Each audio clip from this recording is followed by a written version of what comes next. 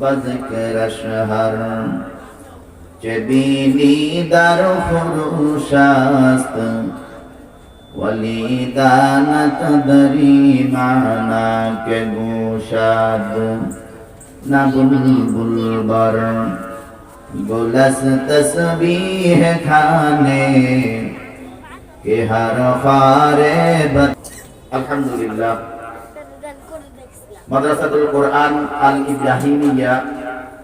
এর হাফেজ ছাত্রদের পাগড়ি প্রদান উপলক্ষে প্রথম বার্ষিক ওয়াজ ও দোয়া মাহফিলের পরম শ্রদ্ধেয় সম্মানিত সভাপতি তাসবিহ জবানে সমবয়স্ক যুবক ভাইরা কসিকাসা মাসুম সোনামণিরা পর্দার আড়ালে আছেন আমার সম্মানিতা মহতারিমা পর্দাশীনা মা ও বোনেরা দুনিয়াবি ঝামেলা থেকে মুক্ত করে অন্ধকার এই মহতি ওয়াজ মাহফিলের জান্নাতের বাগানে আমাকে এবং আপনাদেরকে আসবার এবং বসবার মতো তৌফিক দান করেছেন সেজন্য সেই মহান মুনিবের দরবারে অবনত মস্তিষ্কে কালিমাতুশ শুকর আদায় করে মহব্বতের সহিত মুসলমান হিসেবে ঈমানের আওয়াজকে উঁচু করে বলি আলহামদুলিল্লাহ আর জোরে বলি আলহামদুলিল্লাহ লক্ষ কোটি দুরূদ ও সালাম বিশ্ব মানবতার মুক্তির দূত বিশ্ব মানবতার মুক্তির দিশারি বিশ্ব মানবতার মুক্তির কান্ডারি বিশ্ব মানবতার মুক্তির পাঞ্জেরি বিশ্ব নবী জনাবে মুহাম্মদুর রাসূলুল্লাহ সাল্লাল্লাহু আলাইহি ওয়াসাল্লামের উপর হাজার শুকর কিয়ামত পর্যন্ত আদায় করলেও শুকরিয়া আদায় শেষ হবে না যে আল্লাহ তাআলা অত্যন্ত আপনজন করে দয়া করে মায়া করে মুহাব্বত করে ভালোবেসে আমাদেরকে আখিরি পয়গম্বরের উম্মত করে এই পৃথিবীতে পাঠিয়েছেন কথা ঠিক বললাম না ভুল বললাম প্রিয় ভাইরা এই নবীর উম্মত হওয়ার জন্য যুগে যুগে নবীরা আল্লাহ তাআলার নিকট দরখাস্ত দিয়েছে আল্লাহ তাআলা একজন নবীর দরখাস্ত কবুল করেছেন সেই নবীর নাম কি সকলে বলেন ঈসা আলাইহিস সালাতু ওয়াস সালাম আল্লাহ তাআলা ওনার আবেদন নিবেদন কবুল করে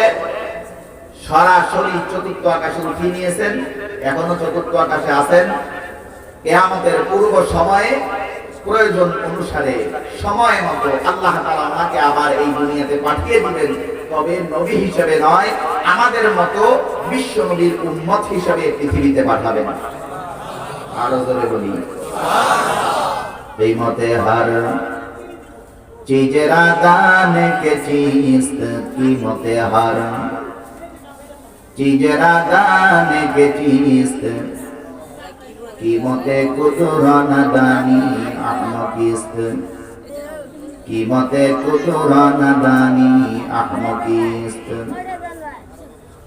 সব কিছুর মূল্য বুঝলাম নিজের মূল্য নিজে বুঝলাম না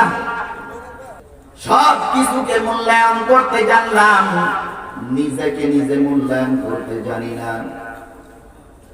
টাকার মূল্য বুঝলাম পয়সার মূল্য বুঝলাম সম্পদের মূল্য বুঝলাম ক্ষমতার মূল্য বুঝলাম কিন্তু আমি যে মুসলমান আমার ঈমানের কত দাম এই ঈমানের কত মূল্য এই মূল্য আমি দিতে জানি নাই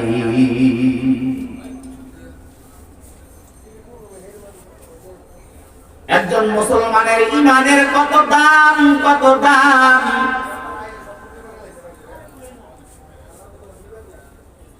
একজন মাত্র ঈমানদার ব্যক্তি যতদিন পর্যন্ত এই দুনিয়ার জমিনের মধ্যে থাকবে আসমানের জায়গায় আসমান ঠিক থাকবে জমিনের জায়গায় জমিন ঠিক থাকবে যেদিন ওই একজন ঈমানদার এই জমিনের মধ্যে থাকবে না আল্লাহ তাআলা ইসরাফিলকে ডাক দিয়ে বলবেন ইসরাফিল বাঁশি বাজায় দাও জমিনের আর আসমানের আমার আর কোনো দরকার নাই আমার একটা ঈমানদার জমিনের মধ্যে না প্রিয় মুসলমান বন্ধুরা আমার ঈমানদারের সাথে বেঈমানের দ্বন্দ্ব মাত্র এক পয়েন্টে কয় পয়েন্টে সকলে জোরে কোন কয় পয়েন্টে